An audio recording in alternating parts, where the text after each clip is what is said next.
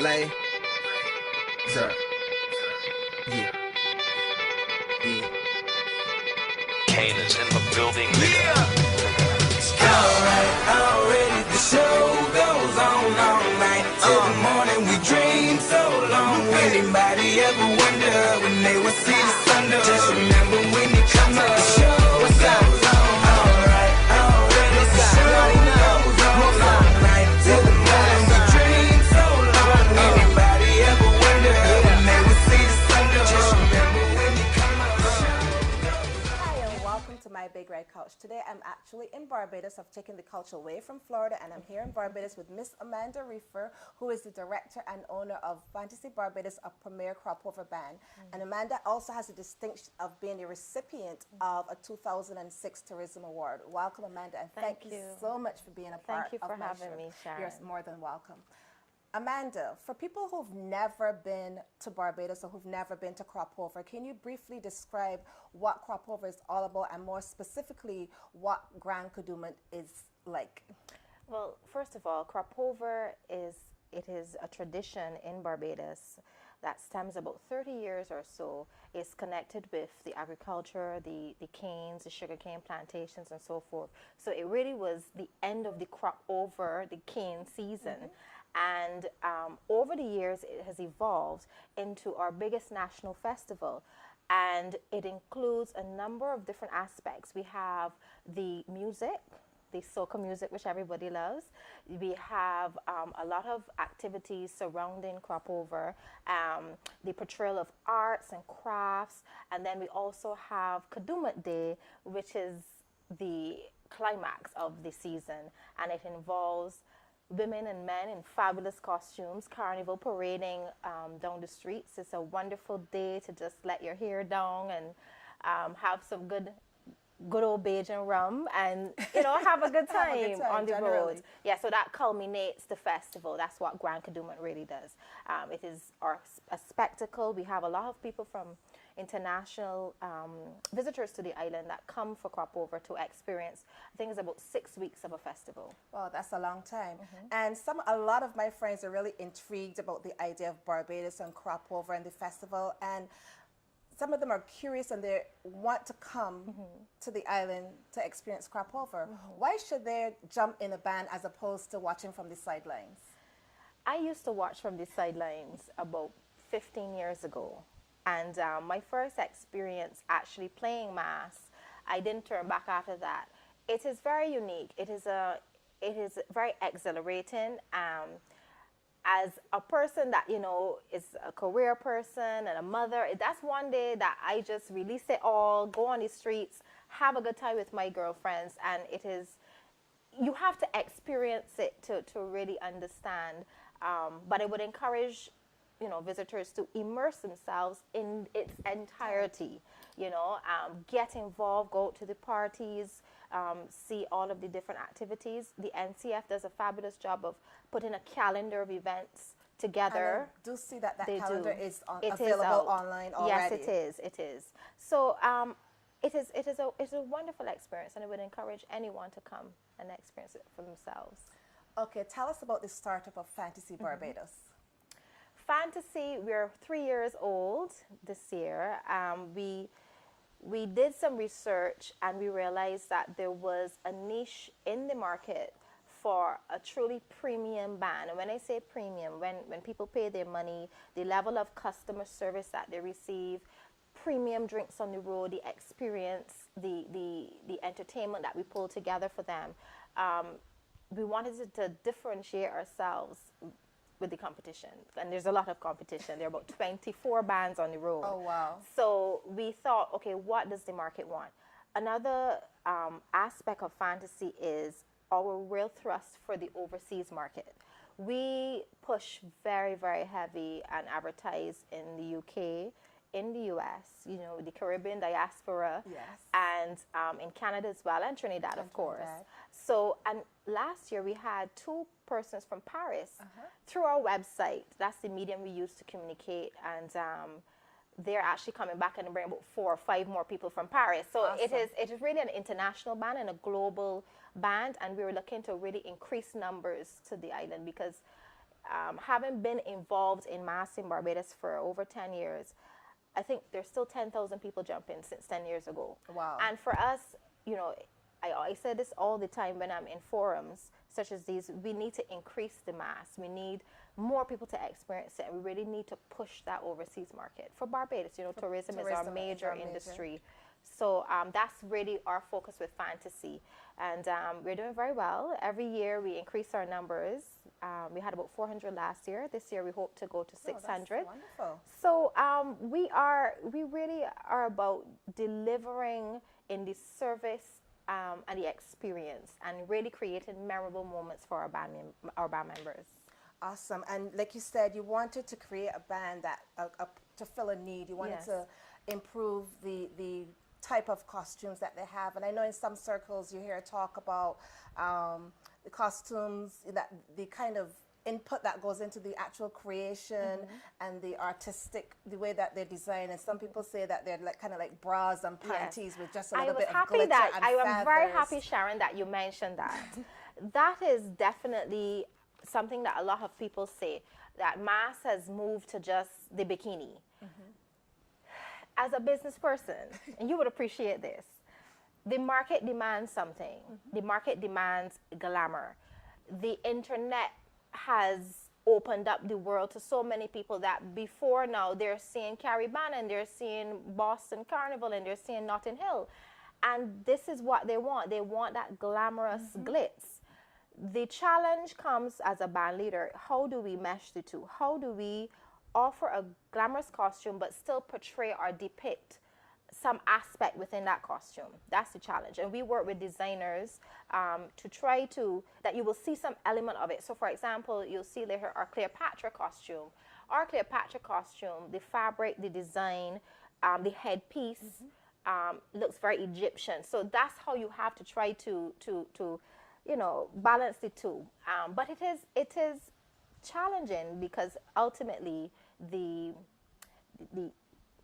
costume really is it's just you know, the bra, the panty. But you can be creative and you can offer a bit of both, and that's what we try to do. What themes have you done in the past, and what's your theme for this year? Last year, I was very excited about last year. Last year, we did Warriors of Africa. We always try to portray a theme that is meaningful and significant. So last year, we had Warriors of Africa. We had the Maasai, the Mandingos. So what I like about what we do is that because it's educational and we use our costumes as an educational tool, a medium, because people would necessarily gravitate towards the band. And they, you know, so we had people saying, oh, I want to be in the Maasai Warrior. They never would have said Maasai Warrior ever in life. But when they go onto the website, they understand Maasai, what the origins of it, what we're trying to portray, the significance of that tribe. And so we had the Zulus, we had the Maasais and Mandingos. And that went very well last year. This year, we stayed in Africa, but Northern Africa, the wonders of Egypt. And we're looking at the ancient Egyptian civilization, what they brought to the world. The love story with Cleopatra and Antony. We're also, you know, the Sahara Desert, the River Nile, which was a major area for commercialization and really boosted the economy of ancient Egypt. So we are very educational in our approach. We have partnered with the University of the West Indies. And Professor Beckles, the principal, Professor Sahilary, is a historian. And so he helps me conceptualize and come up with the themes every year. He's very supportive of Cropover and supportive of what we're trying to do. So we are very happy to have the University of the West Indies on board with us. They were there from last year and they're there this year again. Okay, awesome, because one of my other questions was what kind of research actually went into deciding, you know, what your themes, because you just obviously don't come up with them off the top of your head and you just don't pull them out of a hat. Yes. You know, so that's one of the questions, and that kind of like answered that question right there. Yes, we do a lot of research. I'll tell you this, I'll share this with you, Sharon. We have our theme for next year already. Oh, wonderful. We're starting researching. I won't give it away. Don't give it away. But we have our theme. Again, it is educational. It is significant. It has substance. I love that word, Yes. substance. Yes. Yes, I love that word, substance. And what distinguishes Fantasy from all the other bands out there? You know, that I know you said there are like 24 bands this year. What distinguishes Fantasy? I would say service. As you said in the introduction, I am the recipient of the 2006 Barbados Tourism Award. And coming out of sales, service has always been number one for me. So when you, Sharon, email me, Amanda, it comes straight to my phone. I respond immediately. I take you through. When I sent you those directions yesterday, and I just moved for 1 second, I came back and I was like, oh wow. She answered me right away. Yeah, because we live in an instant age. There's no reason why you should have to Microwave wait society. 2 days. You should not have to wait 2 days for a response. So my thing is service, especially for overseas visitors. Yes, Barbadians too. I mean, they're very important.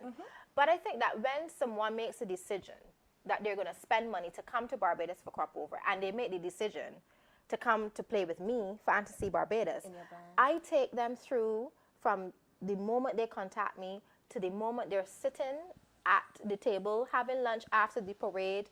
That's where it ends for me. It doesn't start with when you give me that money for that costume. We have to take you through the process, and I believe that I must be there for you. You email me, you ask any questions, queries, never a problem, and I think that's how we separate ourselves.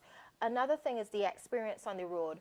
You see, mass is all about vibe. I'm hoping you can come back to play with us, though. I have a costume for you. So know that I have a costume for Sharon Myers when you come back to play.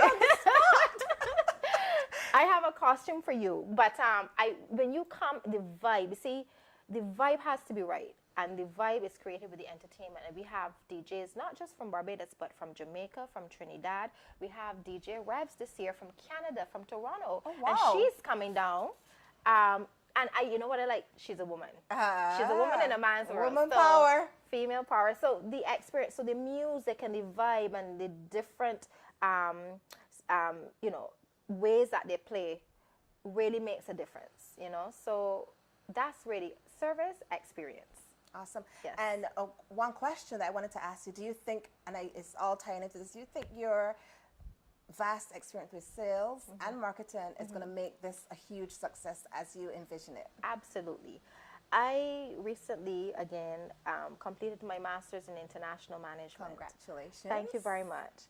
And I said to myself, I will apply all that I have learned in these 2 years to my band. So that's why I said we are a global brand. And that's what I'm going to be creating, Sharon. Fantasy Barbados will be a global brand. And, we will apply everything, service, business strategies, competitive strategies, all of the things that make a business work. So I'm very, very optimistic about the future of Fantasy. And you mentioned before that you have people from Canada, from Paris, the Netherlands, the UK, the USA, of course, registering for your band. What is the wow factor, the major wow factor for someone when they jump in a Kaduma band for the first time? Oh, that's a difficult question. I think, first of all, for women, when they put on that costume in the morning, they do their makeup, they put on their little gems, and they look sensational. It starts from that bathroom at home or the hotel.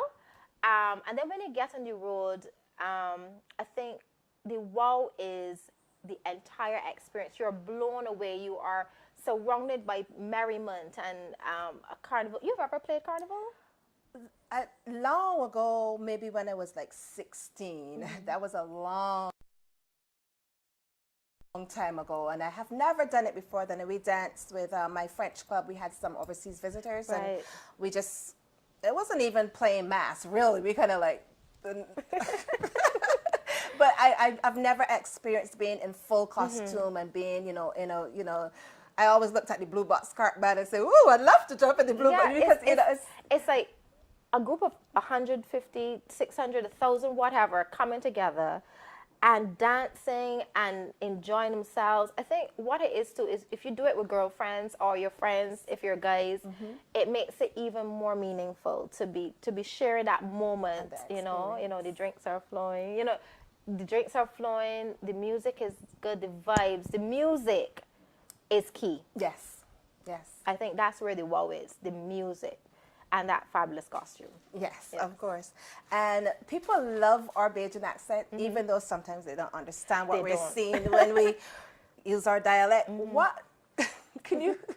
And this is a funny one. What can you? What 5 key phrases or words would you recommend that they actually know when they actually get on the road to be dancing among all the Bajan I love revelers? this question. I love this question. Walk up. Walk up. Walk up, Sharon. Walk up. That's our culture. That's, well, you know, Bajans can only walk up. Walk up, yes. And the best in the world. My girlfriend would beg to differ about me. But walk up, they have to know that term, walking up, the gyration of the hips. You know, that stems from our African culture and our African descent. So they walk up. We have this thing where we go down. Go down to Go Low down. Town. We go down to Low Town. We have that thing. What else? Bring drinks. I don't know. That's a difficult. You're asking some difficult questions today. But I think walk up is signature to Barbados. Yes. And mass. Yes. Walk up. Yes. So WUK, walk, UP, up, walk up. WUKUP, walk up. Yes. I don't do a lot of that. You have some really fabulous plans for the future of Fantasy. I know you said you want it to become a global brand, which involves actually having costumes for other carnivals in the region and beyond. Yes. How do you plan to do this, and what do you see for Fantasy in the coming years? First of all, when I establish myself, I always say, deal with my base at first. My base is Barbados. So once I establish myself, like for example, my goal is to become the biggest premium band in Barbados. Okay. So once I establish that, that's her goal. yes. Once we establish that, and we establish a name for ourselves, and we have people coming to play with us, the strategy then is to visit other carnivals, because the thing is you have to network. So you visit other carnivals, you play, you experience, you make partnerships, and you make friendships with other carnivals, people involved in other carnivals, and then with our costume, and I guess once people see the standard and the quality, then they will ask some questions. We are not ready for that step as yet, but probably 2-3 years down the road, we have a team, a manufacturing company we work with, a team of designers we work with. So there's no reason why we cannot spread our wings and really go global and offer that. It will become an industry for us coming out of Barbados. I love that. Yes. I think there's no reason why we cannot. So that's our scope. But for now, it is about building our product and our base here. As I said, we were hoping for 600 people. 2014, 1,000. 2015, 2,000. 2015, 3,000. That's where we're going. And, like Trinidad, everybody associates with Trinidad because it is the biggest carnival in the region. Some would argue the world. But they have 5,000-6,000 people on the road in one band. So although it seems like a big, operation, it can be done with effective planning and execution and so forth. So we are going to be the biggest band in Barbados, so they better watch out for us. And with your attitude and with your drive, I'm sure that that's going to be the case. And one question that I always ask all my guests on my show, if your life were a theme song, what would it be? Oh gosh, if my life were a theme song, oh gosh, I should have warned you about you that. should let me prep that. I never do. If my life were a theme song, do you know that song with Whitney Houston and Mariah Carey? That they do the duet. You will when you believe. Okay. When you believe. I think it's important to believe in you and others, and always have a positive outlook. I am very optimistic. My husband always says I am too optimistic. So there's no such thing. Tries to bring me back down. You still have to have realistic. But for me, optimism and positive. So believe is believe in yourself and believe in others. Awesome. Yeah. Love it. Well, thank you so much, Amanda. Thank you, I really Sharon. enjoyed having you. Thank you for taking time out of your busy work day to come join me. And thank you. next time, Thank you. be incredible, be inspired, be read.